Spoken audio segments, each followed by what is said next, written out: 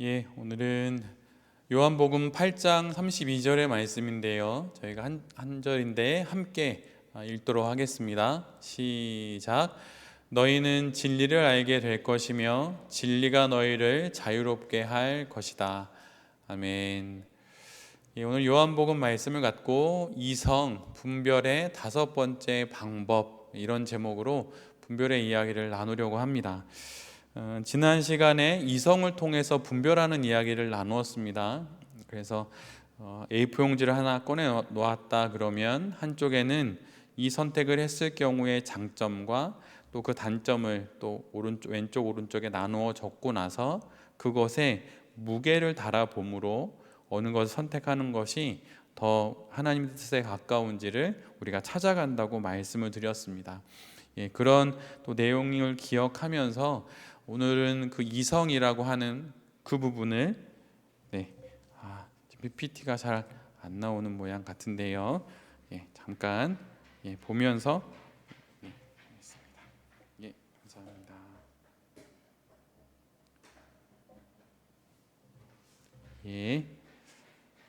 잘 연결이 된 듯 싶네요. 그래서 그 이성이라고 하면 지성, 우리의 지적 능력을 사용하는 것입니다. 그래서 지적 능력을 사용해서 하나님을 찾는 것이죠. 그래서 우리가 갖고 있는 하나님을 향한 우리의 신앙은 지적인 부분도 반드시 있고 또 감성적인 부분도 있고 또 우리가 모르는 신비의 영역도 당연히 포함되어 있습니다. 그런데 이제 소위 하나님의 뜻을 분별하려고 한다고 할 때 그 분별은 마치 어떤 우리 지적인 능력이나 어떤 계산이나 논리적인 어떤 과정들이 배제되는 것처럼 생각해서는 결코 안 되는 것이에요. 그래서 그런 부분을 이야기하는 것입니다.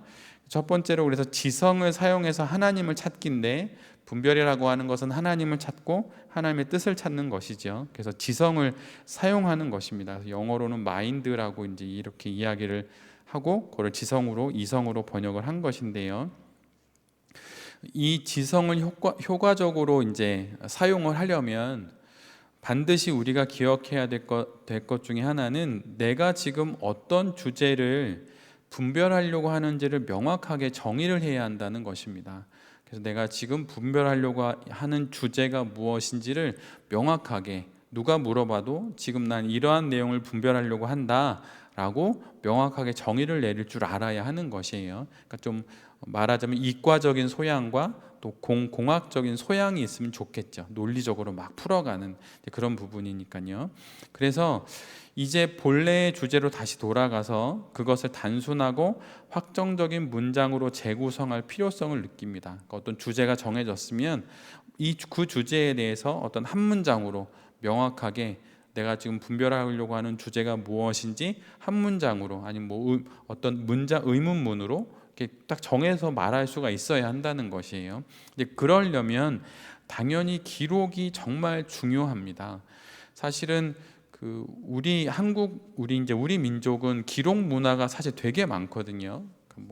우리가 예전에 이제 왕실에서 회의를 해도 그 사관들이 다 적지요. 그러니까 우리가 기록 문화가 아주 대단한 민족입니다. 그리고 사실은 어느 독립된 국가가 자기의 문자를 갖고 그걸 언어로 삼아서 이렇게 경제적으로도 이렇게 탄탄한 어떤 나라의 기틀을 가지고 있는 나라가 흔치 않거든요. 근데 우리나라가 그런 나라이고 또 우리는 또 그런 좋은 이제 문화적 이제 민족적인 배경에서 성장하고 있는데 그 기록이라고 하는 것이 우리에게 있어서 정말 아주 의미가 있는 이제 것인데 분별에 있어서도 기록이 정말 중요합니다. 그래서 어떤 사건이 터지거나 그랬을 때 그것을 기록으로 정리해 놓고 그것을 기록을 하면서 다듬어 보고 또 기록을 하면서 깊어지고 또 추후에 내가 적어 놓은 것을 다시 한번 돌아보면서 그 내용에 대해서 이제 다시 한번 반추해 보는 것이죠. 그래서 이런 것을 통해서 충분히 이성을 통하여 우리가 이제 분별을 할 수 있는 것입니다. 그리고 때때로는 복잡한 주제는 여러 개의 작은 부분으로 나누고, 그러니까 큰 문제라고 그러면 이걸 좀 세분화시켜서 좀 나누어 보기도 하고, 또 각각을 명확하게 정의된 문장 또는 질문으로 만들어 보는 것이 이성적인 분별에 도움이 됩니다. 그래서 정의가 정의를 내리고 정리를 하고 정돈하는 그런 것들만 해봐도 이성으로 잘 분별할 수 있어요. 그러니까 여러분이 겪고 계신 어떤 문제를 놓고 내가 그걸 잘 기록하면서 분별을 하는지, 아니면 그냥 기분에 따라 그리고 내가 정리해 놓은 기록이 막 흩어져 있다면 그것은 분별을 할 수 있는 좋은 조건이 되지 않습니다. 그래서 노트 한 권, 영성일기면 영성일기, 거기에다가 일관되게 계속 자기의 모든 분별의 과제들을 적고 그것에 대한 어떤 논리적인 그림도 그려보고 이러면서 분별을 하는 거죠. 그럼 여러분 훨씬 잘 됩니다. 실제로 해보시면 훨씬 잘 돼요. 실제로 이냐시오가 제안하는 원래 그 이성적인 분별의 과정은 우리가 지금 짧게 나눈 것보다 훨씬 더 복잡합니다. 훨씬 복잡한데 우리는 좀 짧게 나눠보는 것이죠. 그래서 이냐시오가 쓴 영신수련에 보면 이런 내용이 있어요. 한번 잘 귀담아 들어보십시오. 생각하고 있는 것을 선택하는 것이 오직 우리 주 하나님을 찬미하고 내 영혼을 구원하는데 내게 얼마나 유익하고 도움이 될 것인지를 따지고 고찰한다. 그 위에 있는 의미를 생각하는 것도 좋지만 여기서 강조를 두려고 하는 건 밑줄 친 부분인데요. 따지고 고찰한다는 것이에요. 그러니까 한번 기도 가운데 선교지로 나가라 이런 마음이 들었다고 해서 그거를 하나님의 뜻으로 받아들인다는 게 아닙니다. 그것이 아니라 그것을 따져보고 고찰해 보는 과정을 통해서 나의 어떤 사역지나 나의 삶의 어떤 선택들을 결정한다는 것이에요. 그래서 그거를 고찰할 때는 그거를 취함으로써 따라오는 단점과 위험들은 무엇인지를 생각하는 것입니다. 내가 이 일을 할 때 그것으로 인해 생기는 어떤 위험함들이 뭐 있는지, 이걸 통해서 혹시 가정이 위험한 건 아닌지, 아니면 관계가 깨지는 건 아닌지, 재정적으로 손해보는 게 있는 것은 아닌지, 아니면 나의 한 번뿐인 인생에서 시간이 허비되는 것은 아닌지, 이런 단점들을 계속 생각해 본다는 것이에요. 그 위험도도 따져보고 그렇게 하는 게 마땅한 것입니다. 그리고 반대로 또 이제 해보는 거죠. 왼쪽으로 했으면 이제 오른쪽으로 하는 겁니다. 그래서 이런 것을 취하지 않음으로써 예상되는 장점, 그러니까 선택을 안 하는 거예요. 이 선택을 내가 안 했을 경우에 내게 오는 장점과 유익한 점들은 무엇인지를 따져보고, 또 내가 이걸 취하지 않음으로 인해서 내게 오게 되는 단점과 위험은 무엇인지를 생각해 본다는 것이에요. 사실 영신수련을 함으로 그 수도사들이 하게 되는 건 본인의 사역지를 결정하는 거거든요. 이 과정을 쭉 거쳐서 본인이 어디에서 사역할지를 결정할 때 영신수련을 합니다. 그러니까 매우 이성적인 거예요. 그러니까 목회자가 사역지를 결정할 때 기도하고 환상 중에 뭘 봤다고 딱 그걸 하는 게 아니라 계속 긴 시간 동안 특별한 곳에서, 피정처럼 특별한 곳에서 기도를 합니다. 그 다음에 한 이후에 영적 지도자와 함께 그 얘기를 나누는 것이에요. 근데 나눌 때 어떤 내용을 나누냐면 이것을 취했을 경우의 단점과 위험, 이것을 취했을 경우의 장점과 좋은 점, 반대로 취하지 않을 경우의 장단점들을 잘 분별 일기에 적고 그것을 영적 지도자와 나누는 것이에요. 결정은 본인이 하지만 그걸 나누는 것입니다. 그래서 반드시 노트가 있어야 돼요. 기록된 노트가. 그래서 이런 걸로 분별을 하는 겁니다. 그래서 만약 이성을 갖고 분별을 하겠다 그러면 그 펜과 노트가 있어서 거기에 기록된 것들이 있어야 하는 것이죠. 전통적인 지혜에 접근하기 이렇게 되어 있는데, 그러니까 이 뒷부분은 이성을 갖고 분별하는 게 매우 신학적이고 성경적이라는 이야기를 꽤 길게 다양한 사람들의 의견을 갖고 이야기를 하거든요. 그런 내용이 계속 반복되는 그런 경향이 좀 있는데, 첫 번째는 하나님은 진리시라는 거예요. 그러니까 하나님 어떤 감정, 정서, 불 이런 게 아니라 이제 뒤에도 나오는데 하나님은 불이시기도 하지만 빛이시기도 하다는 거예요. 말하자면 불은 뜨거운 우리가 뜨거워서 눈물 흘리고 이런 거 있죠. 그런 감정에 해당된다면 빛은 우리를 아주 깨우쳐서 사리 분별을 명확하게 하는 것을 말하죠. 그런데 빛이 없는 불은 없다는 거예요. 그러니까 그런 전제 하에서 하나님은 진리이시기에 우리가 이성을 통해서 분별을 해야 한다는 것입니다. 근데 우리는 불불불 이렇게 해서 감정과 정서를 끌어올리고 그런 것들이 많은 것, 막 기분이 그러니까 막 업되고 막 이러는 걸로만 분별이 된다고 생각을 하거나 그것이 되게 영적이라고 생각하는데 그게 아니라는 거예요.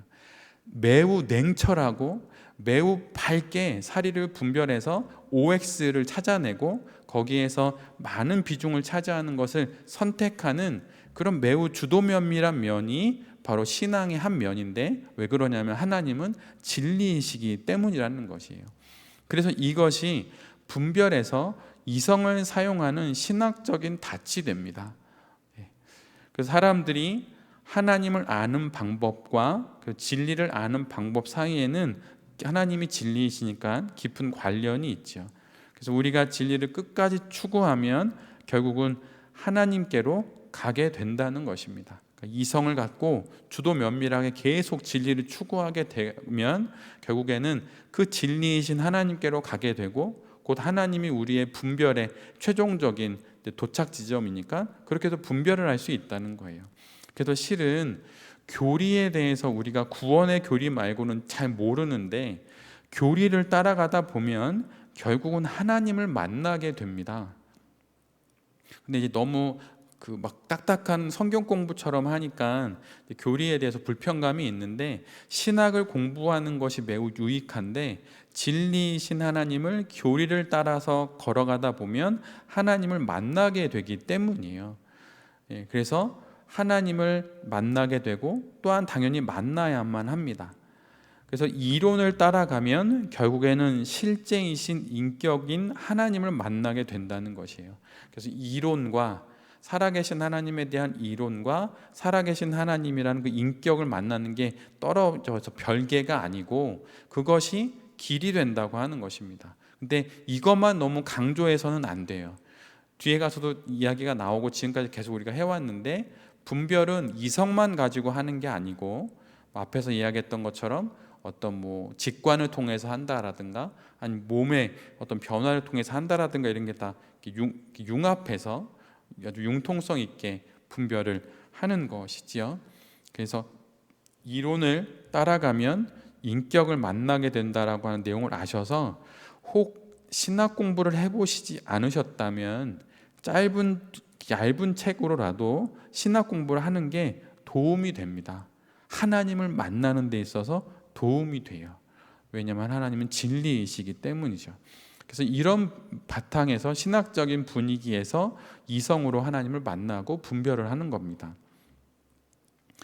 바울도 하나님의 진리는 모든 창조를 관통하고 있고, 우리가 창조를 우리의 이성을 사용해서 깊이 살펴보면 하나님이 만드신 것을 통해서 하나님에 관해 더 이해하기에 이를 것이라는 점을 말을 했습니다.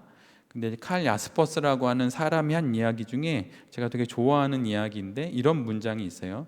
세상은 초월자의 암호로 가득 차 있다, 이런 말이 있습니다. 뭐냐면 예를 들면 나무를 유심히 오래 관찰하고 보다 보면 그걸 통해서 하나님을 보게 된다는 것이에요.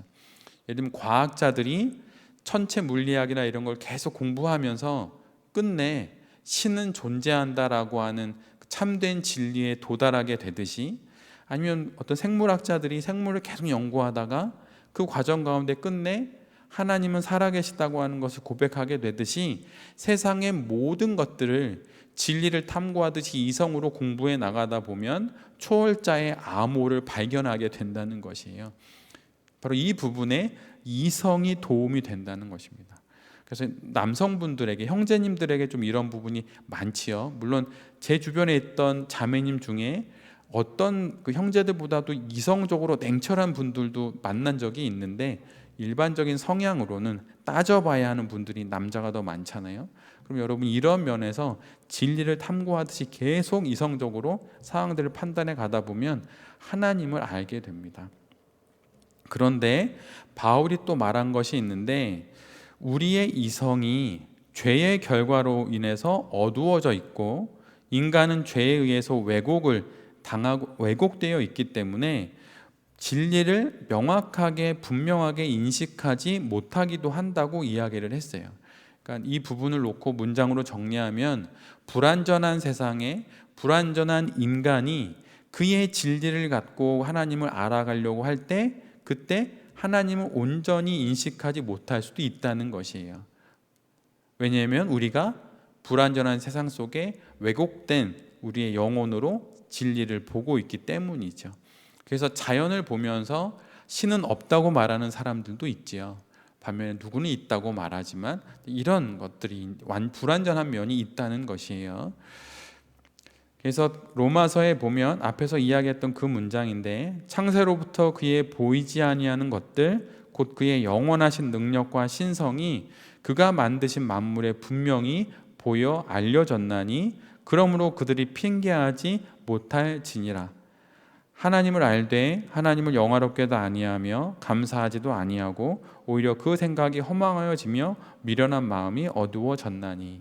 그러니까 똑같은 자연을 보고도 누구는 그곳에서 하나님을 보지만 누구는 똑같은 이성으로 봄에도 불구하고 하나님을 보지 못하는 이유가 바로 이러한 내용 때문이라는 것이에요. 그럼에도 불구하고 이성은 분별의 아주 중요한 방법입니다. 이런 걸 감안하셔서 이성이 중요하지만 이렇게 왜곡되어서 잘못될 수도 있겠구나, 이런 것도 한번 생각해 보시면 좋을 것 같아요.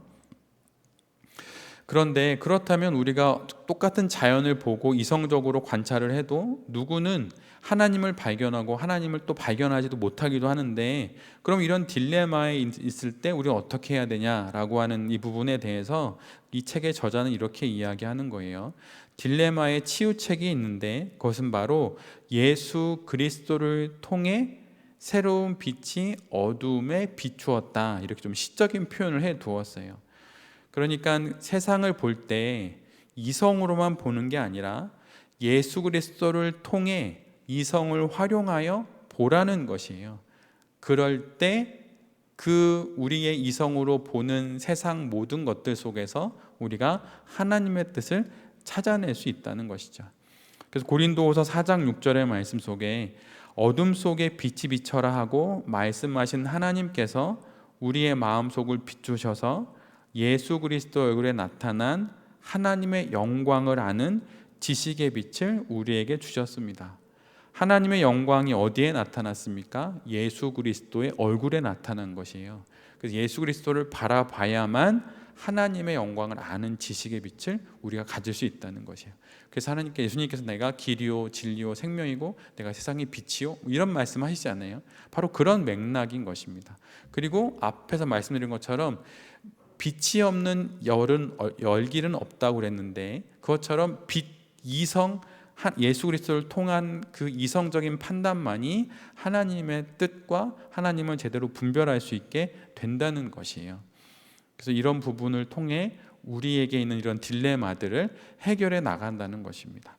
그래서 신앙은 매우 논리적인 면이 분명 있고 교리적인 면이 있음에도 불구하고 또 반대적으로 아니면 더 크게는 예수님이라고 하는 인격체이신 그분을 만나는 것을 통해서만이 그 이후의 모든 것들이 의미가 있게 되는 것이에요. 그래서 예수님을 만나고 예수님을 통해 세상을 분별할 수 있는 겁니다. 그래서 성령은 이 새 빛을 믿는 자들의 마음에 반영하고 그들을 하나님과의 회복된 관계를 실습하는 공동체로 이끌고 그것은 진리에 대한 새로운 인식으로 이끈다. 좀 영어를 한국어로 번역했더니 말이 복잡한데 앞에서 말했던 내용으로만 이해하셔도 됩니다. 그리고 성령께서 이 모든 것을 주도하신다, 이렇게 알아두셔도 좋을 것 같고, 여기서 중요한 부분은 내가 어떤 이성적인 판단을 갖고 분별하려고 할 때 반드시 공동체에 속해서 해야 된다는 것이에요. 그러니까 집으로 말하자면 아내와 이야기를 나눠야 하는 것이고, 교회로 이야기하면 교회에는 공동체들과 이야기를 나눠야 한다는 것이에요. 그러니까 공동체 안에서 그 진리에 대한 이성적인 판단에 대한 이야기를 나눔으로 공동체 안에서 그것이 잘 분별되어진다는 그런 내용입니다. 그래서 여러분, 공동체 안에 속해야 한다는 것을 여러분 꼭 기억하십시오. 홀로 신앙생활할 수 없습니다. 그거는 기독교 신앙에서 권하는 내용이 전혀 아니에요. 그래서 이렇게 공동체 안에서 하시면 되고, 이 뒷부분에 보면 우리가 그것을 볼 때 그것이 진리라고 인식하는 것을 어떻게 확신하게 되는가 뭐 이렇게 되어 있는데 좀 내용이 복잡하지요. 근데 앞에서 했던 내용으로만 갖고 또 충분히 이성을 갖고 분별을 할 수 있습니다. 근데 이 부분을 놓고는 사실은 그 사복음서 중에 요한복음이 이제 예수님이 누구신가에 대한 이야기를 제일 많이 해주잖아요. 에고에임이라고 해서 내가 누구다, 내가 누구다 이런 말씀을 많이 해주시는데 그런 요한복음의 내용을 통해서 예수 그리스도를 아는 것은 맨 마지막 문장입니다. 예수 그리스도를 아는 것은 예수 안에 있는 모든 것을 알므로 새로워진 마음으로 생명으로 그리고 하나님의 자녀의 자유로 이끈다 이렇게 이제 되어 있는데 앞에서 말했던 거를 좀 더 좀 심화해서 이야기를 하는 겁니다. 그러니까 예수 그리스도를 아는 것을 통해 하나님이 우리에게 주시고자 하시는 하나님의 뜻을 우리가 알 수 있다. 이제 그래서 예수님을 아는 것이 곧 하나님을 아는 것이고 하나님을 아는 지식이 나를 향한 하나님의 뜻을 아는 지식이 된다. 뭐 이런 정도로 정리해 두셔도 괜찮으실 것 같습니다. 그래서 이렇게 이성을 활용해서 분별하는 것을 성경이 지지하고 있다. 요 정도로 이해하셔도 좋을 것 같아요. 그래서 요한복음서는 이제 성령에 대한 이야기가 워낙 많으니까 성령 복음이고 또 당연히 복음서가 교회를 향한 말씀인가 공동체이고 또한 진리에 대한 이야기가 요한복음에 계속 많이 나오는데 요한복음 16장에도 이제 그런 말씀이 나오는 것이에요. 내가 아직도 너희에게 이를 것이 많으나 지금은 너희가 감당하지 못하리라. 그러나 진리의 성령이 오시면 그가 너희를 모든 진리 가운데로 인도하시리니 그가 스스로 말하지 않고 오직 들은 것을 말하며 장래의 일을 너희에게 알리시리라. 그가 내 영광을 나타내리니 내 것을 가지고 너희에게 알리시겠습니다. 그러니까 여기서 말하는 진리의 영, 앞에서 말한 그 이성, 이제 그런 부분을 말하는 겁니다. 그래서 이성을 통하여서 우리가 이제 하나님의 뜻을 알아간다는 내용이에요. 어거스틴도 이제 진리를 그러니까 이성을 통해서 이제 하나님을 알아가는 부분을 또 그도 이야기를 했습니다. 뭐 이렇게 세세하게 내용을 알 수도 있겠지만 우리가 그냥 좀 이해하는 차원으로만 간단히 정리를 하면 우리보다 훨씬 하나님과 가깝고 또 뛰어난 또 아름다운 신앙의 인생을 살았던 그 사람도 이성을 통하여서 삶을 분별하는 것을 지지했다라는 차원 정도로만 아셔도 좋을 것 같아요. 그래서 이성을 갖고 하나님의 뜻을 분별하고 또 그걸 알아가는 것에 우리가 좀 더 열심을 기울여야겠구나 이제 이렇게 알아두시면 좋을 것 같습니다. 그러니까 어거스틴도 되게 지지를 했다는 것이에요. 어거스틴으로부터 얻는 통찰이 분별에 이제 어떤 의미가 있는가 이제 이런 내용인데 그것이 의미하는 가장 중요한 것은 이성을 사용하거나 또 다른 종류의 어떤 진리를 아는 지식을 사용해서 우리가 어떤 피조물을 깊이 알게 될 때 우리는 하나님도 아시고 사랑하는 어떤 것을 알게 된다는 사실이에요. 그러니까 어떤 진리를 어떤 이성을 통해서 어떤 상황들을 여기서 피조물이라고 말했지만 상황들을 깊이 알아가다 보면 하나님도 아시고 사랑하는 어떤 것들을 그 안에서 발견하게 되고 하나님이 사랑하시는 그것을 내가 선택하고자 하는 마음까지 우리가 품게 된다는 것입니다.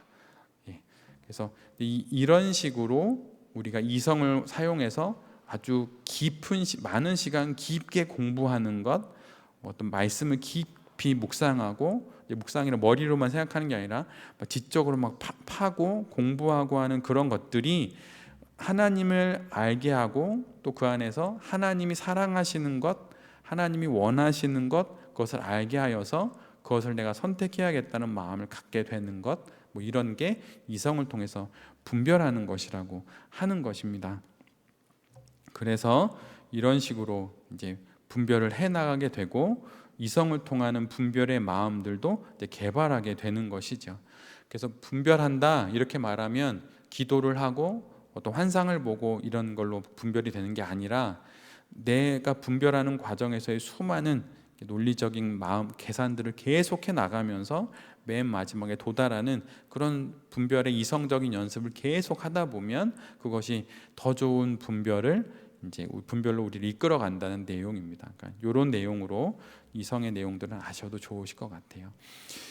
뒤에 있는 내용도 이제 여러 믿음의 선인들이 이제 이성을 갖고 분별하는 것을 지지한다는 내용입니다. 그러니까 예를 들면 우리가 처음 들어보는 사람일 수 있는데 신학자이기도 하면서 신비가이기도 하고 시인인 토머스 트라운이라는 사람은 이성의 역할을 아주 중요하게 이야기를 했어요. 그래서 우리가 어떤 것을 아는 것은 오직 우리의 생각을 통해서라고 그는 믿었습니다. 그러니까 무엇을 알려면 당연히 생각을 해야만 한다는 것이에요. 그래서 하나님에 대한 관상이 다른 어떤 기능보다도 정신을, 지식을, 어떤 지적인 탐구를 수반한다고 이 믿음의 선인은 생각했다는 것이에요. 그래서 여러분이 혹시 하나님을 알려고, 하나님 뜻을 알려고 지적으로 파고드는 것이 있는지 한번 잘 돌아봐서 그런 부분을 잘 한번 정리해 보면 분별에 큰 도움이 되실 것입니다. 그리고 조나단 에드워즈 같은 경우는 분별에 대해서 특별히 이제 신앙적인 정서에 대한 이야기를 좀 많이 했는데, 그거는 이제 다음 시간에 이제 정서를 잠깐 나눌 건데, 여기서 조나단 에드워드는 이제 사람들 사이에 활동하는 영이 작용하는 방법을 관찰하는 것을 분별이라고 말을 했어요. 그래서 이제 큰 부흥이 일어났는데 그것들이 일어날 때 어떤 것이 하나님의 역사고 어떤 것이 하나님의 역사가 아닌지 성경에서 추려낸 어떤 규범들에 따라서 그걸 비교한 것입니다. 근데 실제로 조나단 에드워드가 쓴 영적 분별에 관련된 책을 읽어도 사실 잘 이해가 되지는 않더라고요, 저는. 근데 이제 이런 노력을 했고 이 사람의 이제 이런 내용들이 있다. 그래서 이성적으로 부흥의 사건들을 보고 이성적으로 막 정리를 해본 것이에요. 이런 반응들은 하나님의 뜻에 가깝고 이런 반응들은 하나님의 뜻에 안 가깝다. 이렇게 막 분리를, 범주를 이렇게 쫙 나눠본 것입니다. 근데 이런 것을 통하여서도 또 분별을 할 수 있다는 것이에요. 물론 표로 정리되어 있거나 그렇지는 않습니다. 근데 이제 하나님의 영의 역사를 구별하는 표지들, 한국어로도 번역되어 있는 책이 있긴 있는데요. 그러니까 아주 주목할 만한 어떤 표지들이 있는데 어느 것이 영적인 하나님의 행하심에 가까운지 아닌지 이제 확인해 보는 겁니다. 근데 그것도 그냥 이렇게 보고 느끼는 게 아니라 이제 조목조목 따져 보는 것이죠. 어떤 그 일이 일어났을 때 그 일의 과정은 어떻고 그 결론은 어떻고 그 결론이 끼치게 된 영향은 뭔지, 예를 들면 이런 식으로 쭉 계속 막 논문을 써나가듯 쓰는 거예요. 그래서 그렇게 해서 분별을 하는 겁니다. 그래서 이제 조나단 에드워즈는 신뢰할 만한 표지들이 있고 신뢰할 수 없는 표지들이 있다, 이렇게 이제 나눠서 범주에 해당하는 것들을 이렇게 나눠서 이성적으로 분별을 한 것이에요. 예. 밑에 있는 내용은 다음에 정서 관련된 부분에서 또 이야기하게 되면 그때 좀 말씀을 나누고요. 이렇게 이제 표지를 나눈다, 이렇게 이제 알아두시면 좋을 것 같습니다. 근데 여기서 한 가지 우리가 유념해야 할 것은 맨 밑에 문장인데요. 부흥 안에서 판단의 실수를 발견했다는 것이 그 부흥이 구원과 관련된 것을 입증하거나 부정하는 것은 아니다. 그러니까 어떤 일이 일어날 때, 또 어떤 그 현상이 일어날 때 그것을 하나님의 일인지 하나님의 일이 아닌지 이제 판단을 할 수 있겠죠. 근데 이제 어떤 이건 하나님의 뜻이 분명 아닐 거야라고 이제 결정을 내렸는데 그것이 구원과 관련된 것을 관련되지 되었다거나 관련되지 않았다거나를 말하는 건 아니라는 것이에요. 그건 구원과 상관없는 영적인 어떤 일인 것이지 그 일을 통해서 그에게 구원이 있고 구원이 없고 이렇게 말할 수 없다는 거예요. 그러니까 예를 들면 방언을 해야만 성령을 받았고 그래야 구원을 받았다, 이건 아니라는 겁니다. 그래서 그거는 그냥 영적인 어떤 앞에서 나온 그 영어처럼 하나님의 어떤 하나님의 일하심의 한 증거일 뿐이지 그게 구원과는 이제 관련을 지어서는 안 된다는 것이에요. 그러니까 현상으로만 봐야지 그거는 구원의 여부를 그걸로 확인해서는, 그러니까 말하려고 해서는 안 된다는 것입니다. 그래서 또 넘어가 보면 이제 그런 이야기를 이제 계속 하고 있는 겁니다. 이성에 대한 부분은 앞에서 다 말했기 때문에 이제 뒷부분은 이제 믿음의 선인들 중에 위인이 되는 사람들이 했던 이야기를 정리해 놓은 거라 요 정도 선으로 넘어가도 될 것 같아요. 그다음에 그러니까 릴리저스 어펙션이라고 해서 이런 책이 있는데 여기서도 이제 그런 이야기를 합니다. 그래서 이제 에드워즈는 그의 관심을 부흥의 이제 현상으로부터 개인의 회심의 경험으로 이제 옮겨서 이제 그 회심의 경험이 진짜인지 아닌지 뭐 확인해 보기도 하고 뭐 이런 거죠. 그래서 그가 한 가지 신뢰할 만한 표지로 이야기하는데 이 부분이 좀 우리가 유념하면 좋겠는데, 어떤 은혜로운 즉 구원하는 어떤 정서는 각성된 정신으로부터 일어나며 바르게 영적으로 거룩한 것들을 이해하고 감지한다는 것이에요. 그러니까 구원을 받으면 그게 막 들뜬 감정과 정서로 막 이렇게 되는 것만이 아니라, 그런 부분이 있을 수 있지만 각성되고 깨어있는 이성으로부터, 이성을 갖고 있고 바르게 영적으로 거룩한 것들을 이해하고 감지한다는 것이에요. 그래서 구원을 받았을 때 막 난 구원 받았어 막 이렇게 할 수 있지요. 근데 그것에 반드시 동반되는 건 각성된 이성과 바른 옳고 그름을 분별하는 거룩한 영적인 이해와 또 이렇게 잘 분별되어지는 영적인 감각들이 있다는 것이에요. 그래서 내가 이런 부분이 내게 없다면 이런 부분도 잘 보완해서 신앙생활을 하시면 되겠습니다. 그래서 각성된 정신, 몽롱한 게 아니고 명확한 정신, 그런 것이 있습니다. 맨 위에 줄침 문장이 제일 중요한데요. 거룩한 정서들은 빛이 없는 열이 아니다는 것입니다. 그러니까 거룩한 정서, 뜨거운 정서 이러면 뜨거운 막 불불불 하는 게 열이 있지만 빛이 없는 열은 없다는 것이에요. 횃불을 들면 뜨거운 막 열이 있지만 빛도 있지요. 이것처럼 우리가 어떤 하나님으로부터 거룩한 정서를 갖게 되면 마음의 정동이 일어나서 막 뜨거워지는 마음이 있고 막 울음이 나오고 박수를 치고 그럴 수 있지요. 그러나 반드시 빛이 있다는 것이에요. 그래서 어떤 이해가 있고 영적 가르침들을 받아들이고 실질적인 지식들이 있다는 것입니다. 그래서 이런 부분이 반드시 있어야 하는 것이에요. 그래서 참으로 영적이고 은혜로운 정서들은 이해력을 이렇게 개발하는 면이 반드시 있어요. 그래서 맨 밑에 문장에 보면 그리고 또 다른 면인데, 한때 어리석게 보였던 거룩하고 영적인 교리들을 이제는 이해하게 된다는 것이에요. 뭐 저런 게 다 있어.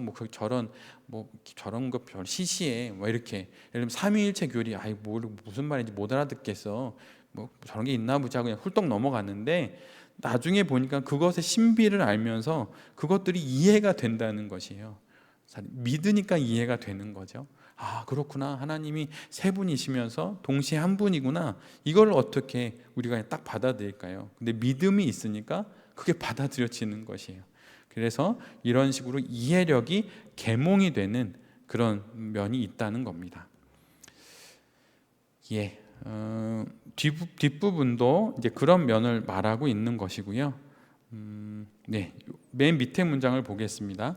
그래서 우리는 직관이나 상상력을 통해서 선택 사항들을 파악하고 더 필요한 정보를 모으고 장점들과 단점들의 무게를 다는 데 있어서 이성을 사용함으로 우리가 분별하고자 하는 어떤 사항들을 세밀하게 구별할 수 있다는 것이에요. 즉 앞에서 지금까지 우리가 알아본 것처럼 기억, 직관, 그다음에 몸, 상상력, 이성 이런 걸 다 사용해서 여러 측면으로 입체적으로 상황을 보면 세밀하게 분별할 수 있다는 것입니다. 그래서 어느 한 가지만 갖고 분별하는 게 아니라는 것이에요. 그래서 다양한 분별의 방법들에 대해 감각을 가지고 있으면, 맨 밑에 문장인데, 상당한 융통성을 가지고 그것들을 다양하게 사용할 수 있다는 것입니다. 그러니까 무기가 되게 많은 거죠.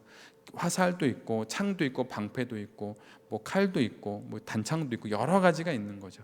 그걸 통해서 상황들을 이렇게 분별하면서 우리가 어떤 걸 선택해야 될지 알게 된다는 것이에요.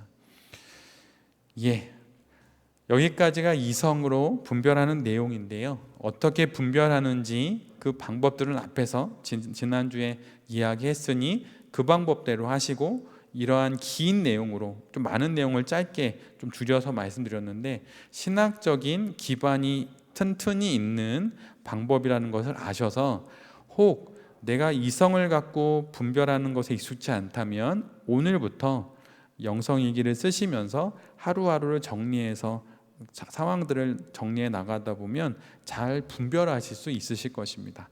흔들리지 않고, 누가 뭐라고 해도 전혀 흔들리지 않고 잘 분별하실 수 있으실 거예요. 예, 이렇게 해서 이성으로 분별하는 그 방법까지 이야기를 했습니다. 오늘은 여기까지 하겠는데요. 예, 이후로 또 분별의 여정들을 걸어가실 때 또 잘 한번 분별해 보시고 또 잘 감당하실 수 있으셨으면 좋겠습니다.